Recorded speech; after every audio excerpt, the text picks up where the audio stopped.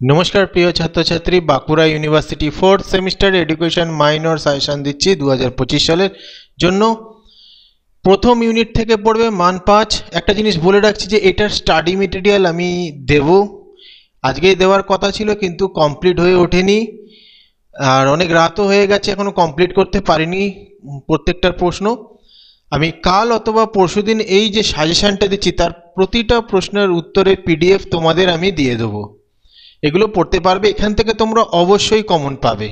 ভালো করে শোনো কোশ্চেনগুলো কি দেওয়া হচ্ছে, পরে আমি শর্ট কোশ্চেনে সাজেশন এবং অ্যান্সার সেটাও আমি দিয়ে দেবো, আর এই প্রশ্নের সকল প্রশ্নের অ্যান্সার পিডিএফ আমি দিয়ে দেবো কাল অথবা পরশুদিন।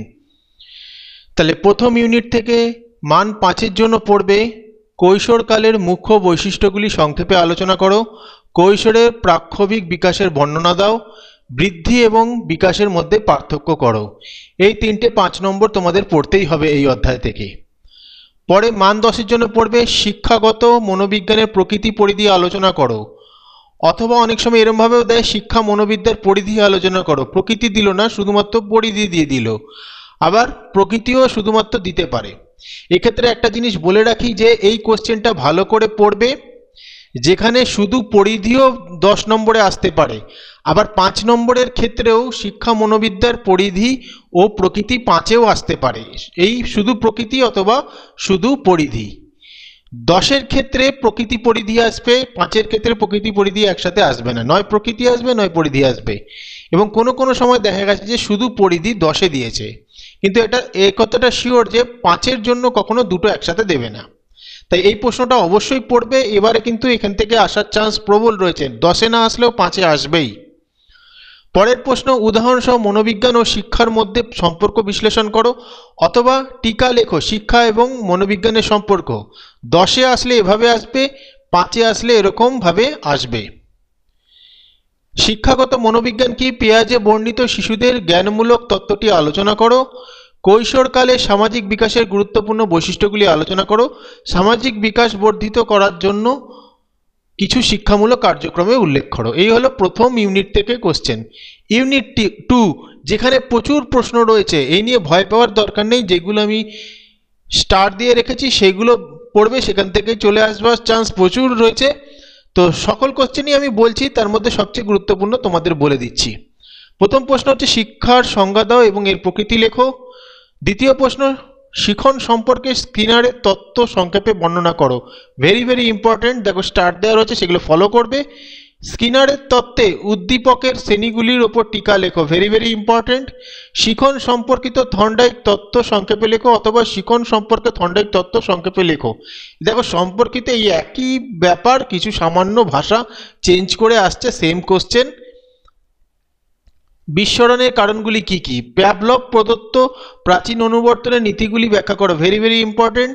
শিখন সঞ্চালনে শিক্ষাগত তাৎপর্য আলোচনা করো, কার্যকরী শিখনের ওপর প্রভাব বিস্তারকারী কারণগুলি সংক্ষেপে আলোচনা করো, দীর্ঘস্থায়ী ও ক্ষণস্থায়ী স্মরণ সংক্ষেপে বর্ণনা করো, গেস্টাল্ট মতে শিখন ব্যাখ্যা করো, ভেরি ভেরি ইম্পর্টেন্ট। স্মৃতির শ্রেণীবিভাগগুলি লেখো। এই হলো 11টা 5 নম্বরের কোশ্চেন, কিন্তু তার মধ্যে যেগুলো স্টার দিয়েছি সেগুলো ভালো করে পড়ো, আশা করি সেখান থেকেই চলে আসবে। পরে মান 10-এর জন্য পড়বে শিক্ষাকে প্রভাবিতকারী উপাদানগুলি উদাহরণসহ আলোচনা করো, স্মরণ প্রক্রিয়া ও বিস্মরণের কারণ বর্ণনা করো, গেস্টাল্ট মনোবিদগণ কি করে অন্তর্দৃষ্টি গঠনের মাধ্যমে শিখন প্রক্রিয়া বোঝান, এই তত্ত্বের শিক্ষাগত তাৎপর্য কী। যাই হোক, এখানে 3টে আছে, 3টেই তোমরা পড়বে। সেকেন্ড ইউনিট 2-তে অনেকগুলো 5 নম্বর ছিল বলে সেগুলোকে স্টার দিয়েছে, সেগুলো পড়বে, বাকিগুলো কিন্তু সবকটাই পড়বে। ইউনিট 3 থেকে বুদ্ধিমত্তার সংজ্ঞা দাও ও তা এর প্রকারভেদ উল্লেখ করো, স্পিয়ারম্যানের বুদ্ধিমত্তা তত্ত্ব সম্পর্কে নোট লেখো বা টিকা লেখো, আগ্রহ কি, এর শিক্ষাগত গুরুত্ব কি, অভিক্ষা, বুদ্ধির অভিক্ষা এবং শ্রেণীবিভাগগুলি নিয়ে আলোচনা করো। মান 10-এর জন্য পড়বে স্পিয়ারম্যান, থর্নডাইক এবং গিলফোর্ডের বুদ্ধিমত্তার তত্ত্বগুলি আলোচনা করে। এর মধ্যে গিলফোর্ড এবং স্পিয়ারম্যানটা ভালো করে পড়বে, থর্নডাইক 10 নম্বরের জন্য দরকার নেই, স্পিয়ারম্যান এবং গিলফোর্ড ভালো করে পড়বে। মনোযোগ ও আগ্রহের ধারণা দাও, তাদের শিক্ষাগত গুরুত্বও লেখো। মনোযোগ কি, মনোযোগের শিক্ষাগত গুরুত্ব আলোচনা করো, 3 নম্বরটা গুরুত্বপূর্ণ রয়েছে। আর 1-এর মধ্যে গিলফোর্ডটা ভালো করে পড়বে, আর স্পিয়ারম্যানটা ভালো করে পড়বে। ইউনিট 4 থেকে ব্যক্তিত্বের সংজ্ঞা দাও, এর বৈশিষ্ট্য লেখো। রোরসাকের কালি ছোপ পরীক্ষা কি, গুরুত্বপূর্ণ রয়েছে। আবেগ কি, আবেগের মূল বৈশিষ্ট্যগুলি কি। অভ্যাসের শিক্ষাগত মূল্য সম্পর্কে নোট লেখো বা টিকা লেখো। আলপোর্টের ব্যক্তিসত্তা সংরক্ষণের বিভাগগুলি ব্যক্ত করো, ভেরি ভেরি ইম্পর্টেন্ট। মান 10-এর জন্য পড়বে আলপোর্টের ব্যক্তিত্ব তত্ত্ব আলোচনা করো। দেখো এখানে মান 5-এও দেওয়া হয়েছে, এটা কিন্তু খুবই গুরুত্বপূর্ণ। অথবা ব্যক্তিত্ব সংরক্ষণের সংজ্ঞা দাও, শিক্ষামূলক তাৎপর্য সহ আলপোর্টের ব্যক্তিত্ব তত্ত্বটি আলোচনা করো, ভেরি ভেরি ইম্পর্টেন্ট। শিক্ষায় আবেগের ভূমিকা ব্যাখ্যা করো। অভ্যাস গঠন প্রক্রিয়া এর শিক্ষাগত গুরুত্ব বর্ণনা করো। এর মধ্যে কিন্তু দুইয়েরটাও কিন্তু গুরুত্বপূর্ণ রয়েছে। এই হলো তোমাদের সাজেশন, ভালো করে পড়ে যাও এই সাজেশন, অবশ্যই তোমরা সফল হবে, ভালো রেজাল্ট হবে।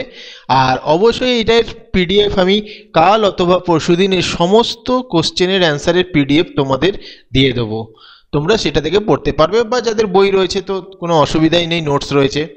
তো যাদের অসুবিধা আছে তাদের জন্য আমি অবশ্যই এটা আপলোড করব। ভিডিওটা ভালো লাগলে লাইক কমেন্ট শেয়ার করে দিও। আর শর্ট কোশ্চেনের অ্যান্সার সমেত আমি আপলোড করছি।